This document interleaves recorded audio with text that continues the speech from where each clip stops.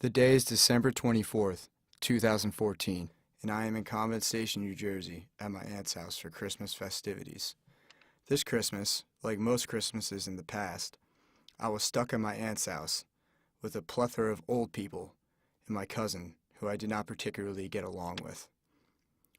Presents were handed out, and people conversed. I decided I wanted to get away from the crowd, so I stepped out into a side room, which at first seemed to be empty. However, as I made myself fully around the corner, I noticed an old man sitting in a chair. I recognized the man, but I am unaware of his relation to me. I begin a conversation with him, and I find out he's my great-uncle Henry. Additionally, I am told through my conversation with him that he was at Pearl Harbor on December 7th, 1941. I was told the ins and outs of that fateful day, but what struck me the most was how he ended his story. He told me that he had not missed a Sunday Mass since the attacks on Pearl Harbor. Although I felt a deep connection to the Catholic faith, at the time, I was oblivious to the possibility of anyone being so devoted to the Catholic religion. Growing up, I was taught by my father to pray regularly and ask God for forgiveness whenever needed. What I learned on this day, however, is that my great-uncle Henry thanked God every Sunday because of the events of one day. This has stuck with me ever since, and I often think about his service when I go to church on Sundays. What I remember from that conversation was not every detail, but much has been ingrained within my memory.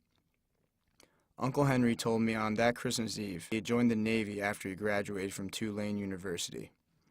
Him and a friend of his were given the choice of where they would like to serve, either within the continental United States or abroad. Uncle Henry and his friend decided that they would like to serve in Hawaii. Uncle Henry was stationed at Ford Island, which was the airstrip at the center of the harbor.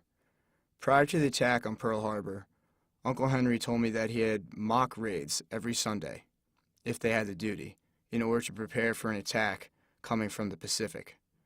So every Sunday morning, a raid would come flying over and wake up my Uncle Henry and his roommates. But on Sunday, December 7th, 1941, this was no raid. It was an actual attack. Although Uncle Henry was not on a battleship at the time, he was indeed on the island itself.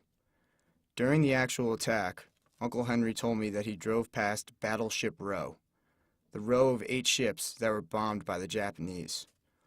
Uncle Henry stopped his story here and told me because of the things he saw on that day, he promised himself that he would never miss a Sunday Mass for as long as he lived. He kept that promise to himself up until December 14th, 2015, the day he passed away. This past December, I attended his funeral. While there were many faces at the funeral I did not recognize, I was able to recognize a picture of him at a similar age when I saw him last. As his casket was laid down into the ground, I noticed an American flag. Above and behind that American flag was a Catholic priest. At this moment, I remember Uncle Henry's promise, in which he made to himself. Rest in peace, Uncle Henry, and may God bless you.